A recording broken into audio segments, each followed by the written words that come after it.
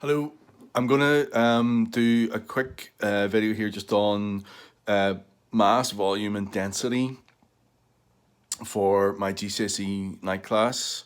I'll send you out these questions and you can take a look yourself and see how you get on with them.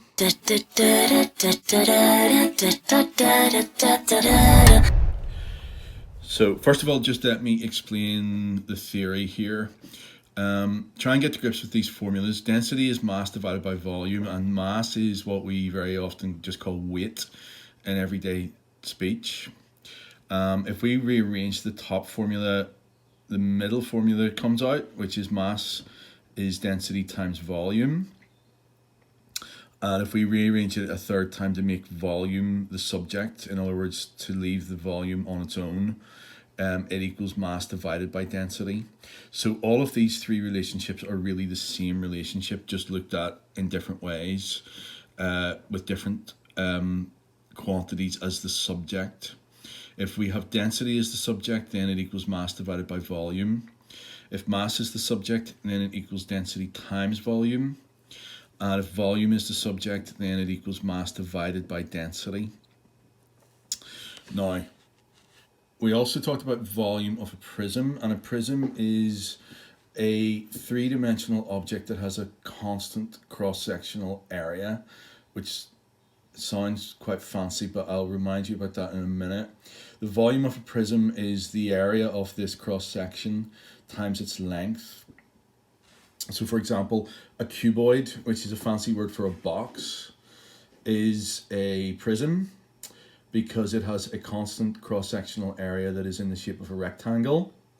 And the volume of any cuboid is just its length times its width times its height.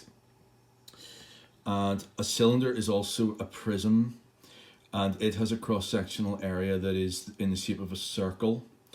And the area of a circle is pi r squared. And if we times that by h, its height, which is the same thing as its length, then we get the volume of a cylinder. So the volume of a cylinder is pi r squared h, and the volume of a cuboid, which is really just a fancy word for a box, is length times width times its height. So I will send you out these questions. I'm just going to take a quick look at questions 1, 2, and 3 here. Question 1, you're asked for the density of three different objects: an apple, a gold bar, and a cuboid.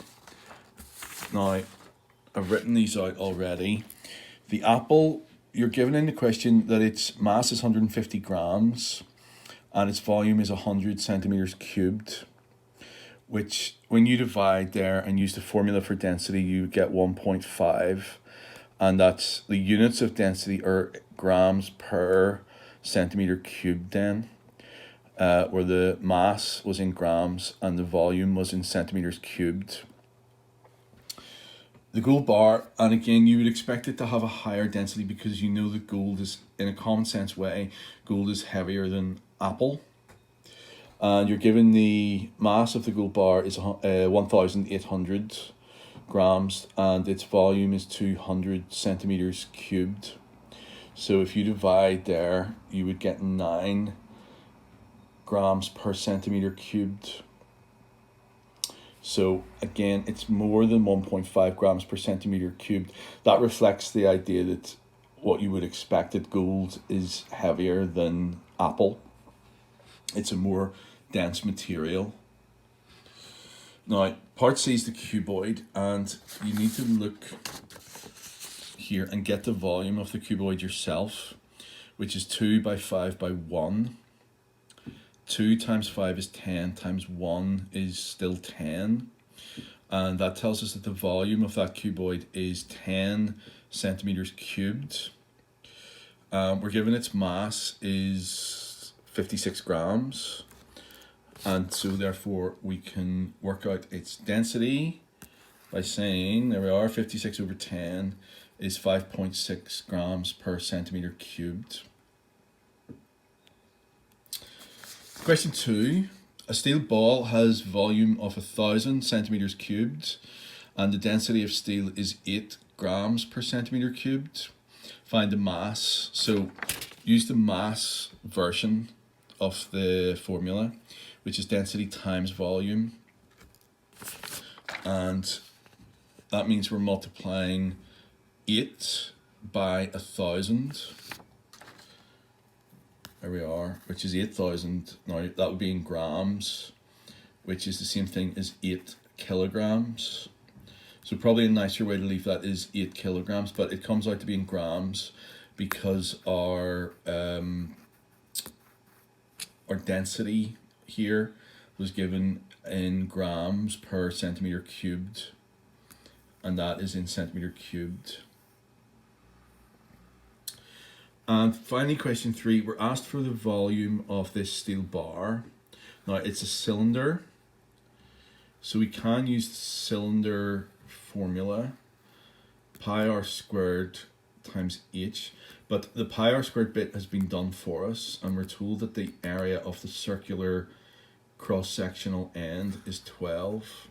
So that is the pi r squared bit, which is the area of the circular end, times it by the height or the length, which is the same thing. Now we're given that in meters, and so we need to be a bit careful here so that our units are sensible. Change 2 meters into 200 centimeters so that you can say when you multiply 12 by 200, your final units are centimeters cubed, and the answer then would be 2,400 centimeters cubed for number 3. So I'll leave it there. You can look yourself at the rest of the questions on that sheet and see what you think.